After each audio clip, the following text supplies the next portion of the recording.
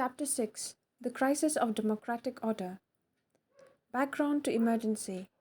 We have already studied the changes that were taking place in Indian politics since 1967. Indira Gandhi had emerged as a towering leader with tremendous popularity. This was also the period when party competition became bitter and polarized. This period also witnessed tensions in the relationships between the government and the judiciary.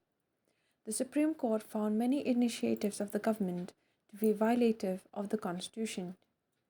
The Congress Party took the position that this stand of the court was against principles of democracy and parliamentary supremacy.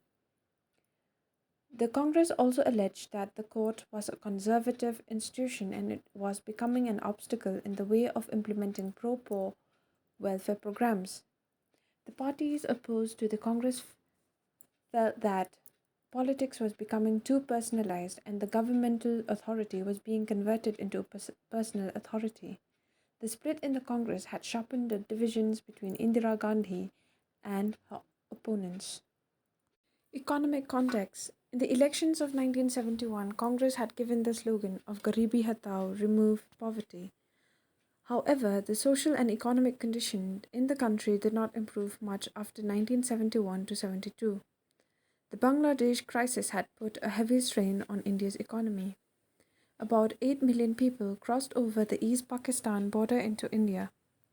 This was followed by war with Pakistan. After the war, the US government stopped all aid to India. In the international market, oil prices increased manifold during this period. This led to an all-round increase in prices of commodities. Prices increased by 23% in 1973 and 30% in 1974. Such a high level of inflation caused much hardship to the people. Industrial growth was low and unemployment was very high, particularly in the rural areas. In order to reduce expenditure, the government froze the salaries of its employees. This caused further dissatisfaction among the government employees. Monsoons failed in 1972 to 73. This resulted in a sharp decline in agricultural productivity. Food grain output declined by 8%. There was general atmosphere of dissatisfaction with the prevailing economic situation all over the country. In such a context, non-Congress opposition parties were able to organize popular protests effectively. Instances of students' unrest that had persisted from the late 1960s became more pronounced in this period. There was also an increase in the activities of Marxist groups, which did not believe in parliamentary politics. These groups had taken to arms and insurgent techniques for the overthrow of the capitalist order and established political system.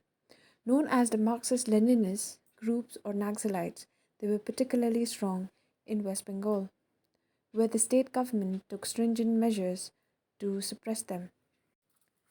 The Naxalite Movement. In 1967, a peasant uprising took place in Naxalbari police station area of Darjeeling Hills district in West Bengal under the leadership of the local cadres of the Communist Party of India. Beginning from the Naxalbari police station, the peasant movement spread to several states of India and came to be referred broadly as the Naxalite Movement. In 1969, they broke off from the CPIM and a new party, Communist Party Marxist-Leninist, CPI-ML, was formed under the leadership of Charu Majumdar. It argued that democracy in India was a sham and decided to adopt a strategy of protracted guerrilla warfare in order to lead to a revolution. The Naxalite movement has used force to snatch land from the rich landowners and give it to the poor and landless. Its supporters advocated the use of violent means to achieve their political goals. In spite of the use of preventive detention and other strong measures adopted by the West Bengal government run by the Congress Party, the Naxalite movement did not come to an end. In later years, it spread to many other parts of the country. The Naxalite has by now splintered into various parties and organizations. Some of these parties, like the CPI-ML Liberation, participate in open democratic politics. Currently, about 75 districts in 9 states are affected by Naxalite violence. Most of these are very backward areas inhabited by the Adivasis. In these areas, the sharecroppers under tenants and small cultivators are denied their basic rights with regard to security of tenure of their share in produce, payment of fair wages, etc. Forced labor, expropriation of resources by outsiders, and exploitation by moneylenders are also common in these areas. These conditions lead to the growth of Naxalite movement. Governments have taken stern measures in dealing with Naxalite movement. Human rights activists have criticized the government for violating constitutional norms in dealing with the Naxalites. Many thousand people have lost their lives in the violence by the Naxalites and anti-Naxalite violence by the government. Charu Majumdar, 1918 to 1972, communist revolutionary and the leader of the Naxalbari uprising, participated in the Tebagha movement before independence, left the CPI and founded the Communist Party of India, believed in the Maoist path of peasant rebellion and defended revolutionary violence, died in police custody. Gujarat and Bihar movements. Students' protests in Gujarat and Bihar, both of which were Congress ruled states, had far reaching impact on the politics of the two states and national politics. In January 1974, students in Gujarat started an agitation against rising prices of food grains, cooking oil, and other essential commodities, and against corruption in high places. The students' protests were joined by major opposition parties and became widespread, leading to the imposition of President's rule in the state. The opposition parties demanded fresh elections to the state legislature. Morarji Desai, a prominent leader of the Congress O, who was the main rival of Indira Gandhi when he was in the Congress, announced that he would go on an indefinite fast if fresh elections were not held in the state. Under intense pressure from students supported by the opposition political parties, assembly elections were held in Gujarat in June 1975. The Congress was defeated in this election. In March 1974, students came together in Bihar to protest against rising prices, food scarcity, unemployment, and corruption. After a point, they invited Prakash Narayan, JP, who had given up active politics and was involved in social work, to lead the student movement. He accepted it on the condition that the movement will remain non-violent and will not limit itself to Bihar. Thus, the student movement assumed a political character and had the national appeal. People from all walks of life now entered the movement. Jayaprakash Narayan demanded the dismissal of the Congress government in Bihar and gave a call for total revolution in the social, economic, and political spheres in order to establish what he considered to be true democracy. A series of bans, gheraos, and strikes were organized in protest against the Bihar government. The government, however, refused to resign. The movement was beginning to influence national politics. Jayaprakash Narayan wanted to spread the Bihar movement to other parts of the country. Alongside the agitation led by Jayaprakash Narayan, the employees of the railways gave a call for a nationwide strike. This threatened to paralyze the country. In 1975, JP led a people's march to the parliament. This was one of the largest political rallies ever held in the capital. He was now supported by the non-Congress opposition parties like the Bharatiya Jana Sangh, the Congress, the Bharatiya Lok Dal, and the Socialist Party and others.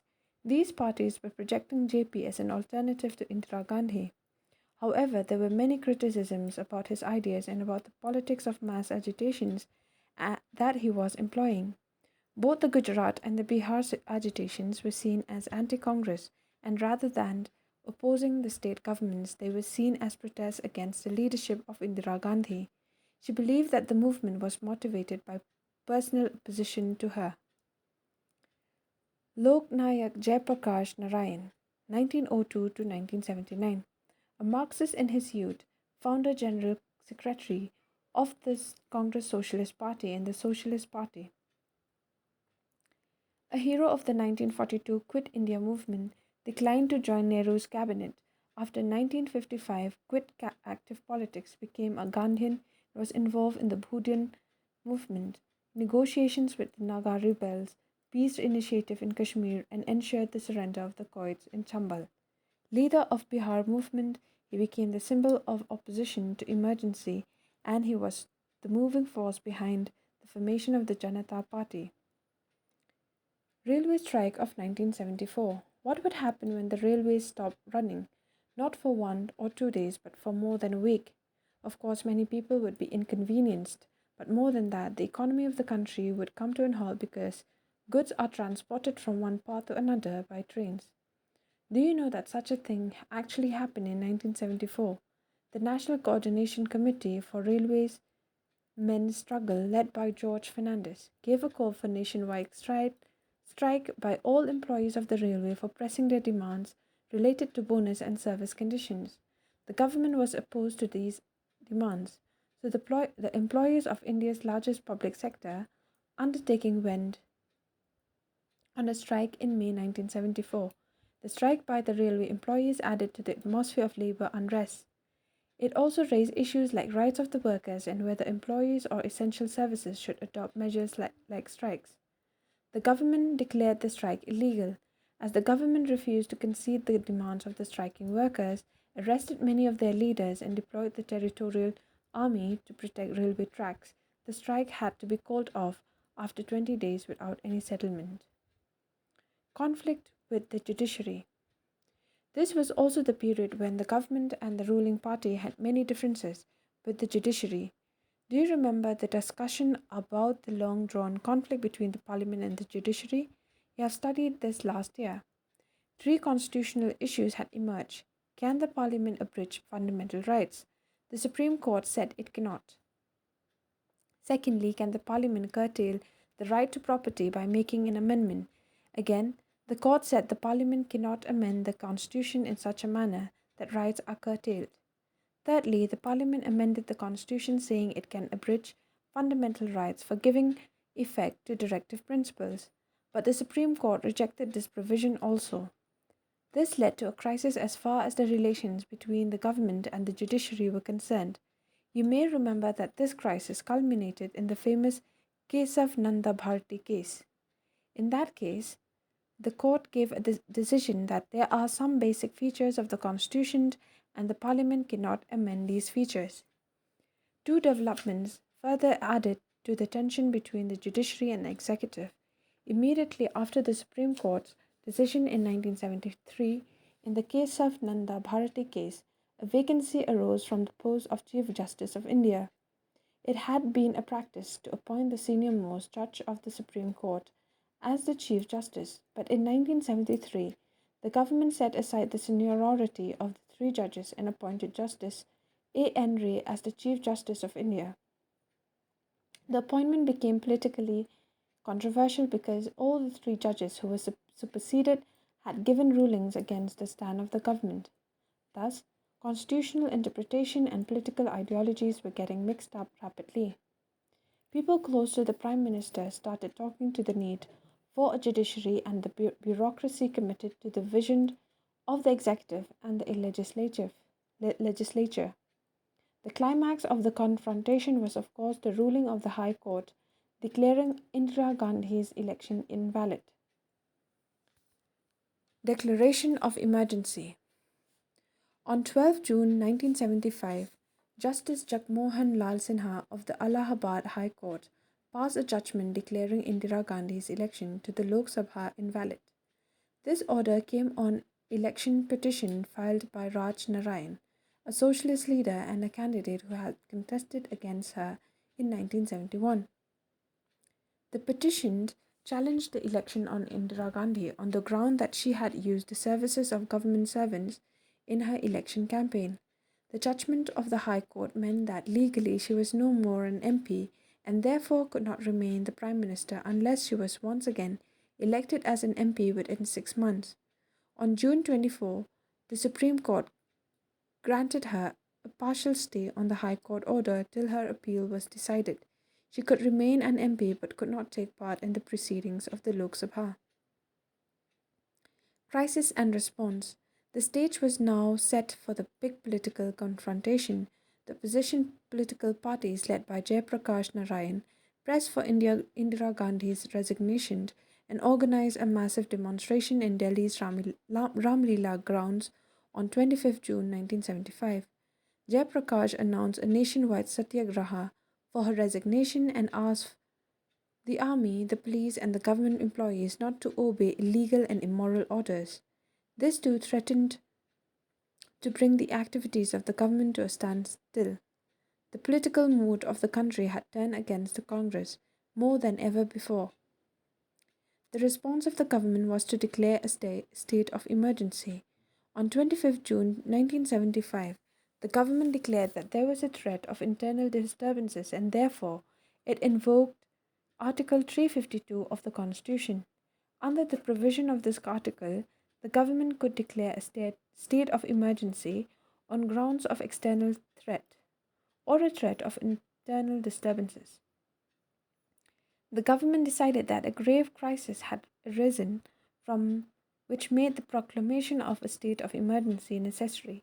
Technically speaking, this was within the powers of the government, for our constitution provides for some special powers to the government once an emergency is declared. Once an emergency is proclaimed, the federal distribution of powers remains practically suspended and all the powers are concentrated in the hands of the union government. Secondly, the government also gets the power to curtail or restrict all or any of the fundamental rights during the emergency. From the wording of the provisions of the Constitution, it is clear that an emergency is seen as an extraordinary condition in which normal democratic politics cannot function. Therefore, special powers are granted to the government.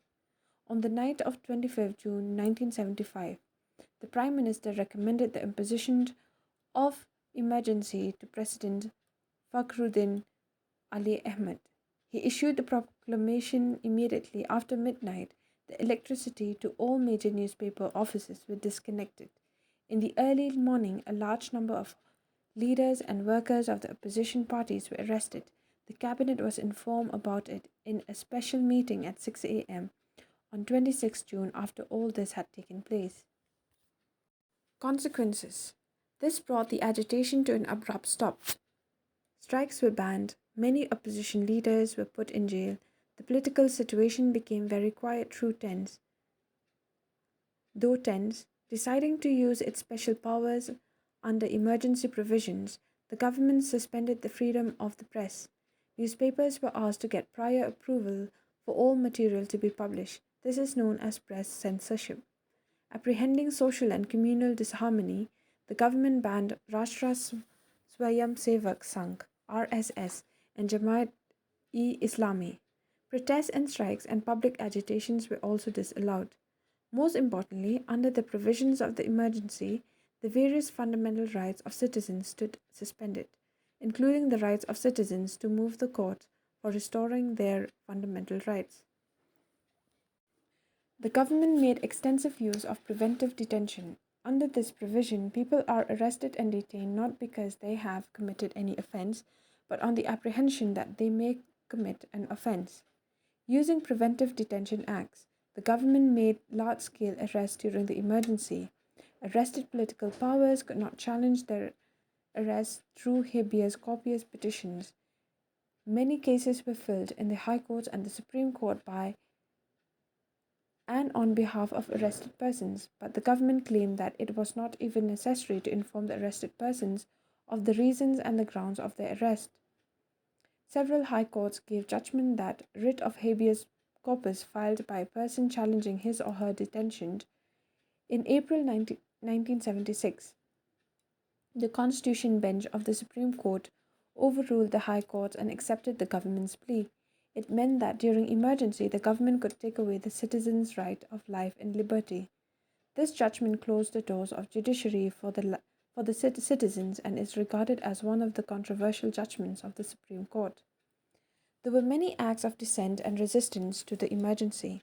Many political workers who were not arrested in the first wave went underground and organized protests against the government. Newspapers like the Indian Express and the Statesman protested against censorship by leaving blank spaces where news items had been censored. Magazines like the Seminar and Mainstream chose to close down rather than submit to censorship. Many journalists were arrested for writing against the emergency. Many underground newsletters and leaflets were published by bypass censorship. Kannada writer Shiv Rama Karanth, awarded with Padma Bhushan, and the Hindi writer Fanishwarnath Renu, awarded with Padma Shri, returned their awards in protest against the suspension of democracy. By and large, though, such open acts of defiance and resistance were rare. The parliament also brought in many changes to the constitution. In the background of the ruling of Allahabad High Court in the Indira Gandhi case, an amendment was made declaring that elections of Prime Minister, President, and Vice President could not be challenged in the court. The 42nd Amendment was also passed during the emergency. You have already studied that this amendment consisted of a series of changes in many parts of the Constitution. Among the various changes made by this amendment, one was that the duration of legislatures in the country was extended from 5 to 6 years. This change was not only for the emergency period but was intended to be of a permanent nature. Besides this, during the emergency, elections can be postponed by 1 year. Thus, effectively after 1971, elections need to be held only in 1978 instead of 1976. Controversies regarding emergency.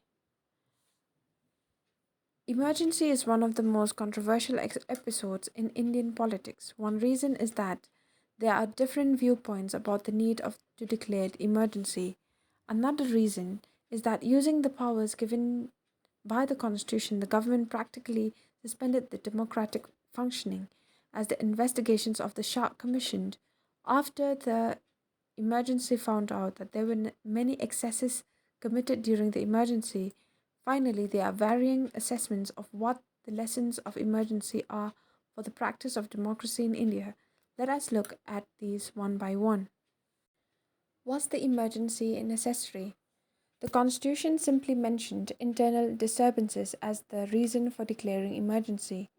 Before 1975, emergency was never proclaimed on this ground. We have noted that agitations were going on in many parts of the country. Was this reason enough for declaring emergency? The government argued that in a democracy, the opposition parties must allow the elected ruling party to govern according to its policies. It felt that frequent recourse to agitations, protests, and collective action are not good for democracy. Supporters of Indira Gandhi also held that in a democracy you cannot continuously have extra parliamentary politics targeting the government. This leads to instability and distracts the administration from its routine task of ensuring development. All energies are diverted to the maintenance of law and order. Indira Gandhi wrote in a letter to the Shah Commission that subversive forces were trying to obstruct the progressive programs of the government and were attempting to dislodge her from power through extra-constitutional means. Some other parties, like the CPI, that continued to back the Congress during the emergency, also believed that there was an international conspiracy against the unity of India. It believed that in such a circumstances, some restrictions on agitation were justified. The CPI felt that the agitations led by JP were mainly by the middle classes who were opposed to the radical policies of the Congress Party. After the emergency, the CPI felt that its assessment was shaken and that it was an error to have supported the emergency. On the other hand, the critics of the emergency argued that ever since the freedom movement, Indian politics had a history of popular struggles. JP and many other opposition leaders felt that in a democracy, people had the right to publicly protest against the government. The Bihar and Gujarat agitations were mostly peaceful and non-violent. Those who were arrested were never tried for any anti-national activity. No cases were registered against most of the detainees. The Home Ministry, which is entrusted with the responsibility of monitoring the internal situation of the country, also did not express any concern about the law and order situation in the country. If some agitations had overstepped their limits, the government had enough routine powers to deal with it. There was no need to suspend democratic functioning and use draconian measures like the emergency for that. The threat was not the unity and integrity of the country, but to the ruling party and to the Prime Minister herself. The critics say that Indira Gandhi misused a constitutional provision meant for saving the country to save her personal power. Shah commissioned of inquiry. In May 1977, the Janata Party government appointed a commission of inquiry headed by Justice J. Shah, retired Chief Justice of the Supreme Court of India, to inquire into several aspects of allegations of abuse of authority, excesses, and malpractices committed and action taken in the wake of the emergency proclaimed on 25 June 1975. The Commission examined various kinds of evidence and called scores of witnesses to give testimonies. These included Indira Gandhi, who appeared before the Commission but refused to answer any questions. The Government of India accepted the findings, observations, and recommendations contained in the two interim reports and third and final of the report of the final report of the Shah commissioned. The reports were also tabled in the two houses of Parliament. In the name of democracy, it has been sought to negate the very functioning of democracy. Duly elected governments have not been allowed to function. Agitations have surcharged the atmosphere, leading to violent incidents. Certain persons have gone to the length of inciting our armed forces to mutiny and our police to rebel. The forces of disintegration are in full play and the communal passions are being aroused, threatening our unity. How can any government worth the name stand by and allow the country's stability to be imperiled? The actions of a few are endangering the rights of the vast majority. Indira Gandhi addressing the nation on All India Radio on 26 June 1975. Demolitions in Turkmen Gate area, Delhi. Emergency it witnessed large scale of displacement of people living in Delhi's poorer localities. The Jaggi Jhopris were forcibly relocated in the 10 barren areas across the river Yamuna. One such affected area was the colonies in the Turkmen Gate. The Jaggis of the area were demolished. Hundreds of people of this area were forcibly sterilized. However, many people escaped sterilization simply because they were be able to motivate other people to get themselves sterilized and were rewarded by the grant of tile of a piece of land. Thus, while some people became victims of government-sponsored actions, some people managed to victimize others in the desire to legally secure a piece of land, which would safeguard them from arbitrary displacement. Source: Shah Commission of Inquiry, Interim Report 2. What happened during the emergency? The actual implementation of emergency is another contentious issue. Did the government misuse its emergency powers? Were there excesses and abuse of authority? The government said it wanted to use the emergency to bring law and order, restore efficiency, and above all, implement the pro-poor welfare programs. For this purpose, the government led by Indira Gandhi announced a 20-point program and declared its determination to implement this program. The 20-point program included land reforms, land redistribution, a review of agricultural wages, workers' participation in management, eradication of bonded labor, etc. In the initial months after the declaration of emergency, the urban middle classes were generally happy over the fact that agitations came to an end and discipline were enforced on the government employees. The poor and rural people also expected effective implementation of the welfare programs that the government was promising. Thus, different sections of the society had different expectations from the emergency and also different viewpoints about it. Critics of emergency point out that most of these promises by the government remained unfulfilled, that these were simply meant to divert attention from the excesses that were taking place. They questioned the use of preventive detention on a large scale.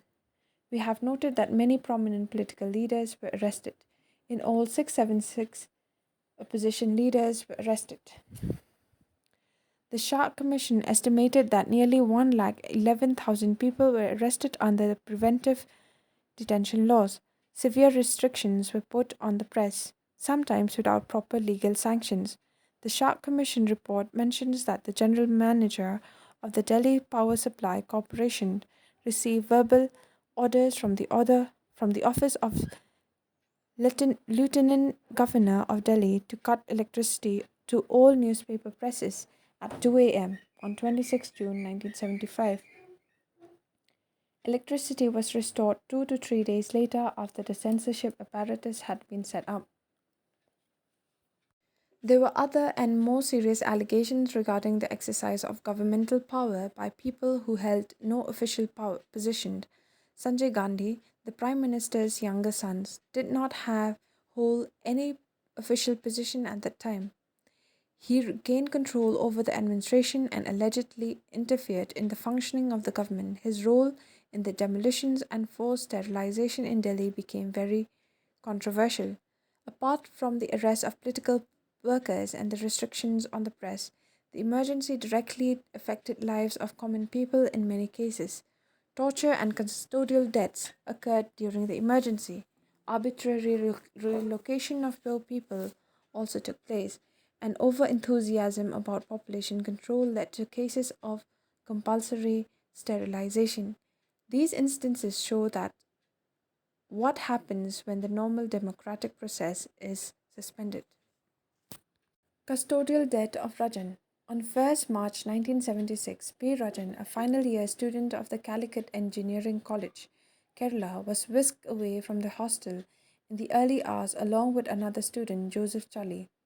Rajan's father, T.V. Echara Warrior, made frantic efforts to trace his son. He met legislators, he petitioned the concerned authorities, he also sought the help of the then Home Minister, K. Karunakaran. As the emergency was proclaimed, issues relating to the citizens' liberty could not be raised in the courts. After the emergency was lifted, Warrior filed a petition for writ of habeas corpus in the Kerala High Court at Ernakulam. From the evidence of witnesses, it became clear that from the hostel, Rajan had been taken to the tourist bungalow in Calicut the next day, where he was tortured by the police. At a subsequent hearing, Kerala government told the High Court that Rajan had died in unlawful police custody as a result of continuous police torture. The division bench of Kerala High Court held that Karunakaran had lied to the court. K. Karunakaran, who had by then become Chief Minister of Kerala, had to resign because of the strictures passed by the High Court. Source: Shah Commission of Inquiry, Interim Report 2. Lessons of the Emergency. The emergency at once brought out about the weaknesses and strengths of India's democracy. Though there are many observers who think that India ceased to be democratic during the emergency, it is noteworthy that normal democratic functioning resumed within a short span of time. Thus, one lesson of emergency is that it is extremely difficult to do away with democracy in India. Secondly, it brought out some ambiguities regarding the emergency provision in the constitution that have been rectified since.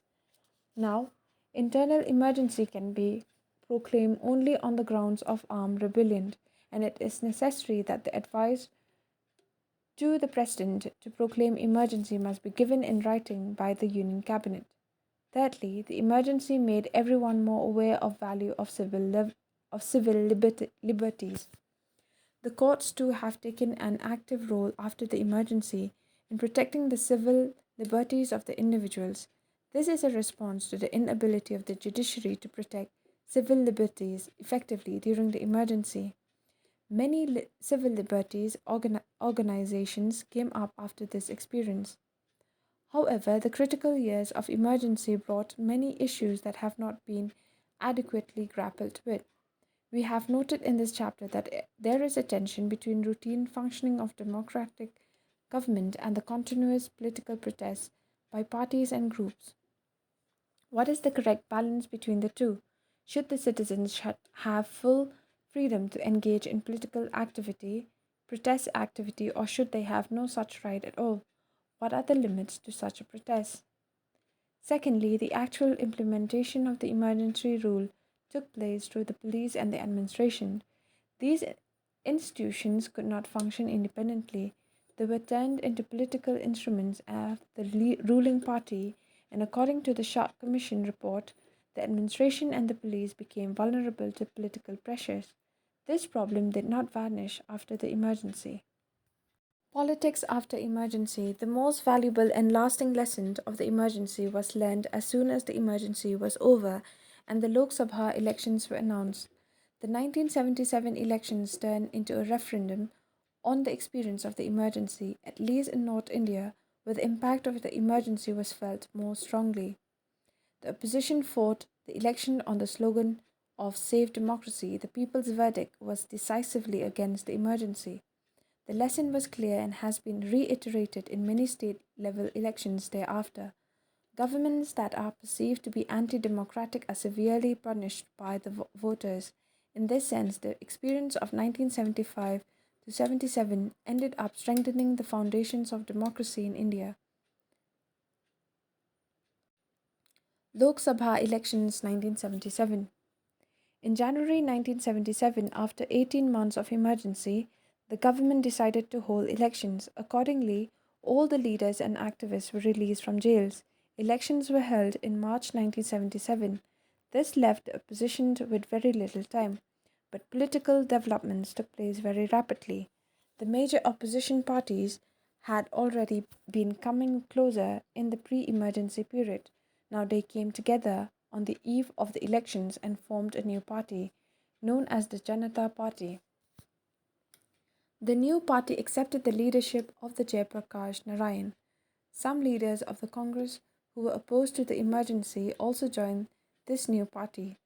Some other Congress leaders also came out and formed a separate party under the leadership of Jagjeevan Ram.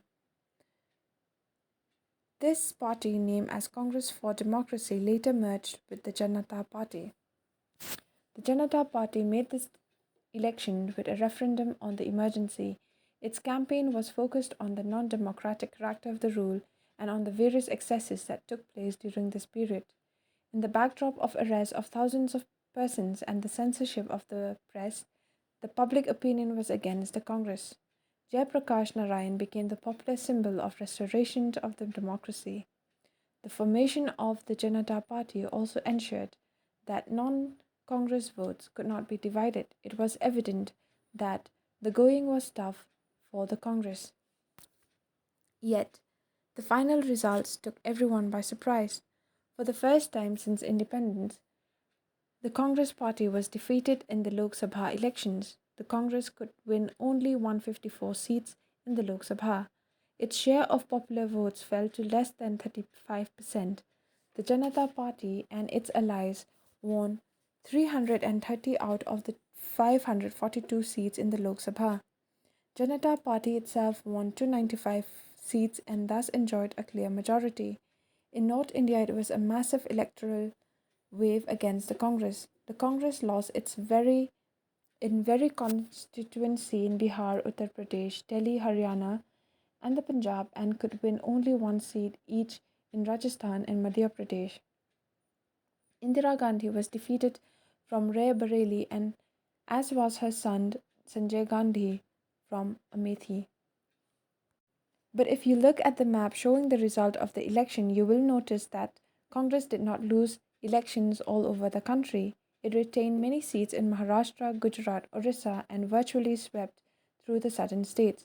There were many reasons for this. To begin with, the impact of emergency was not felt equally in all states. The forced relocation and displacement, the forced sterilizations were mostly concentrated in the northern states.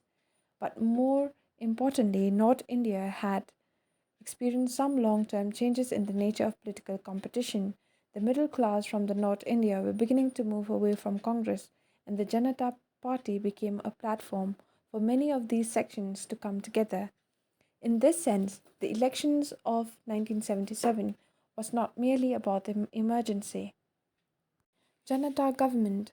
The Janata Party government that came to power after the 1977 elections was far from cohesive. After the election, there was stiff competition among three leaders for the post of Prime Minister. Morarji Desai, who was the rival of Indira Gandhi ever since 1966 to 67, Charan Singh, leader of the Bharatiya Lok Dal and a farmers' leader from UP, and Jagjeevan Ram, who had vast experience as a senior direct minister in the Congress governments. Eventually, Morarji Desai became the prime minister, but that did not bring the power struggle within the party to an end. The opposition to emergency could keep the Janata Party together only for a while. Its critics felt that Janata Party lacked direction, leadership, and a common program. The Janata Party government could not bring about a fundamental change in policies from those pursued by the Congress. The Janata Party split and the government, which was led by Morarji Desai, lost its majority in less than 18 months.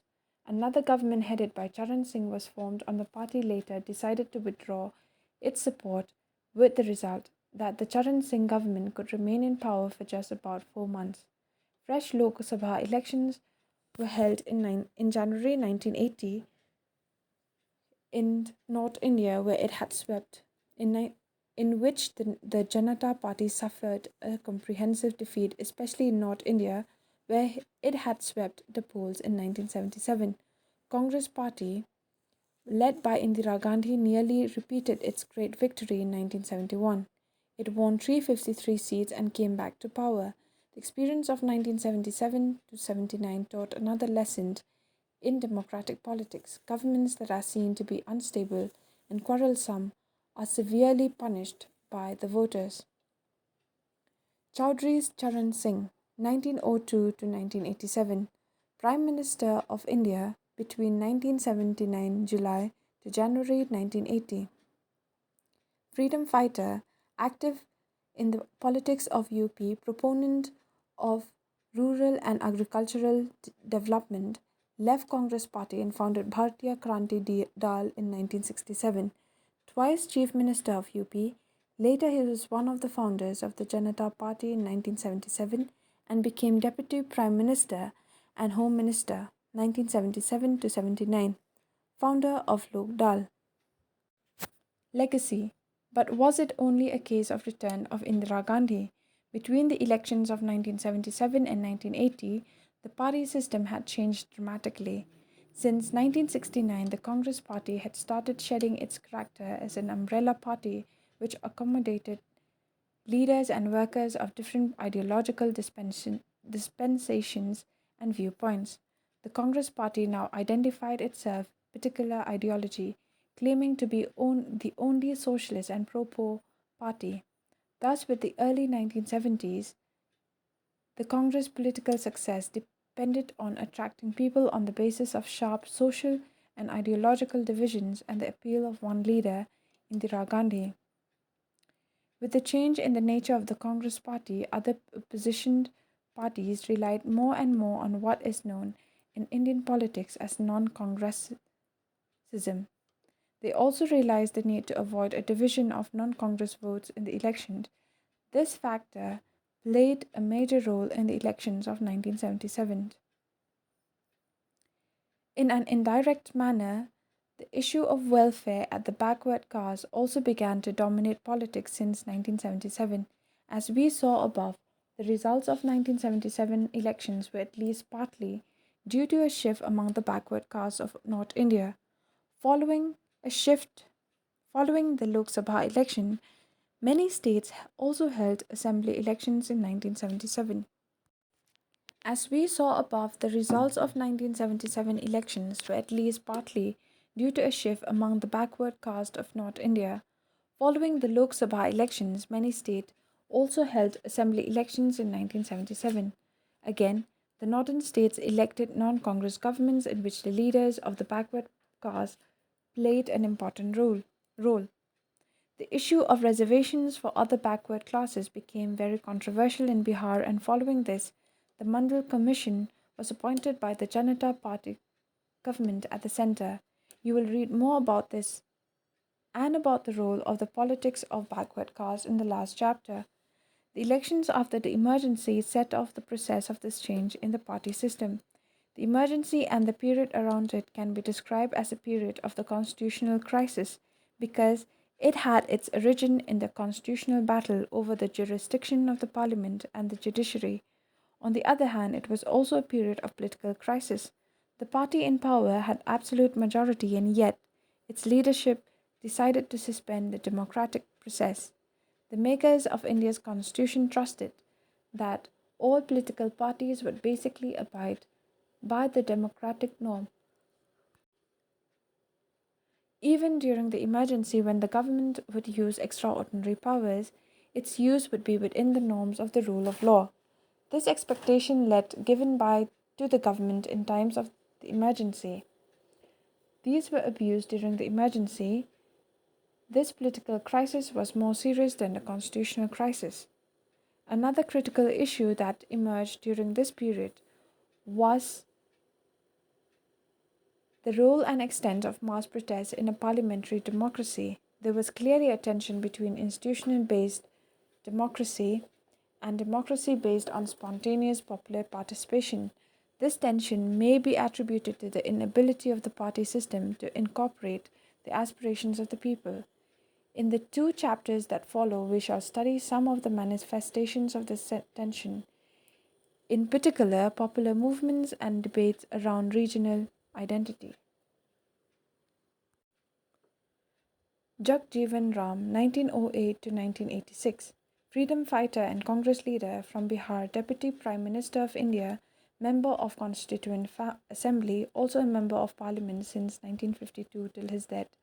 Labour Minister in the First Ministry of Free India, held various other ministries from 1952 to 1977, a scholar and astute administrator. Hazaro Khwaishe Aisi. Siddharth, Vikram, and Geeta are 3 spirited and socially engaged students.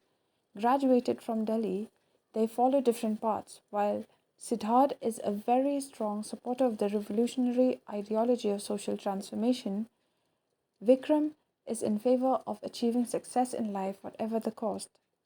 The film narrates the story of their journey towards their goals and the underlying disappointments. The film is set in the backdrop of the 70s. The young characters are products of the expectations and idealism of that period. Siddharth is not successful in his ambition to stage a revolution, but is so involved in the plight of the poor that he begins valuing their uplift more than revolution. On the other hand, Vikram becomes a typical political fixer, but is constantly ill at ease. Year 2005, director Sudhir Mishra, screenplay Sudhir Mishra, Ruchi Narayan, Shiv Kumar Subramaniam. Cast: K.K. Menon, Shiny Ahuja, Chitrangada Singh.